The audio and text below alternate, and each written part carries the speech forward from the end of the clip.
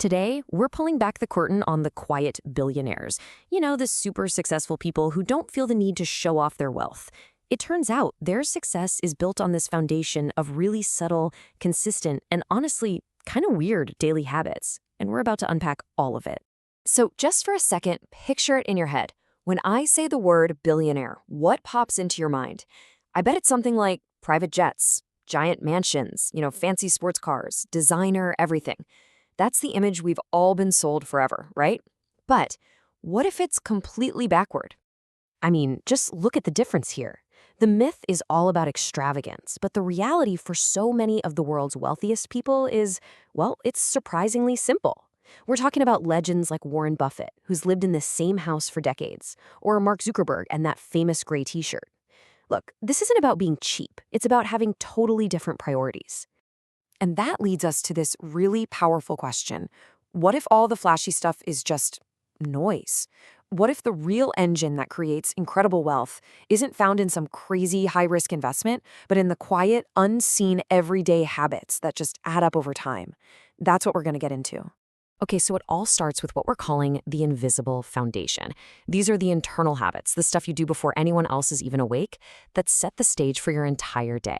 It's really about mastering your own mind in your morning before the world has a chance to mess with you. Let's break this down. First up, they get up early, consistently. We're talking around 5 a.m. And this isn't about that hustle culture grind. It's about carving out quiet, uninterrupted time to just think. Second, they get moving.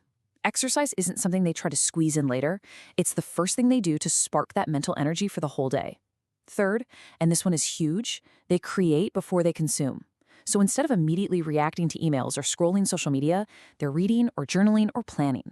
They start their day on offense, not defense. And finally, they actually design their day. They plan it out, which gets rid of that decision fatigue that hits us all later. This quote just nails it, doesn't it? We're all taught to chase the next exciting thing. But real wealth, it's not built on hype. It's built on the disciplined, almost boring repetition of simple actions that pay off big time years down the road. Consistency really does beat intensity every single time. So let's see how these internal habits start to show up in their actual lives. And this is where it gets really weird, really counterintuitive. A lot of these quiet billionaires live as if they're still trying to build their fortune. Why? Because they know the principles that got them there are the exact same ones that are going to keep them there. And this story just brilliantly sums up the mindset.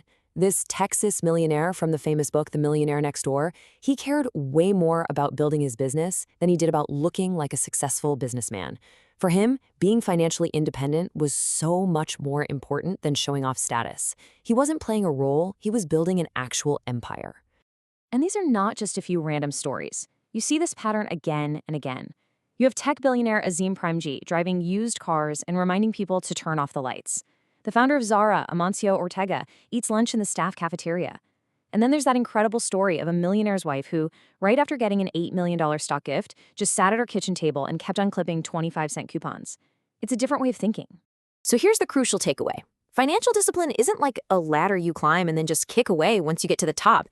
No, it's the very foundation you're standing on. Think about it. Someone who's in great shape doesn't stop exercising, right? It's the same thing. Someone who is financially fit keeps practicing those good financial habits. It's how you build wealth, and just as important, it's how you keep it. And all of this brings us to the core engine behind every single one of these habits, the compounding principle. The thing is, the wealthiest people on the planet understand that this fundamental law of nature applies to so much more than just their bank accounts. They treat their health like it's a primary business asset. Why would they do that? Well, because better health creates more energy. More energy means you have greater productivity. And greater productivity lets you deliver more value, which, surprise, surprise, leads to a higher income.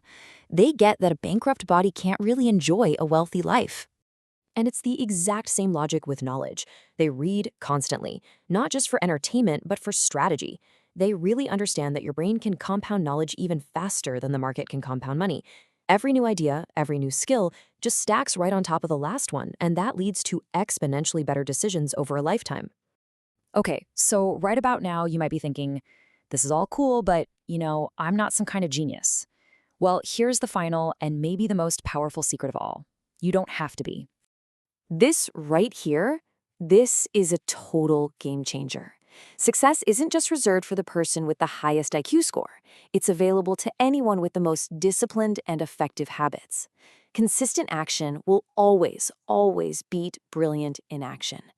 In fact, being too smart can actually be a disadvantage sometimes. Yeah, really. It can lead to what they call analysis paralysis.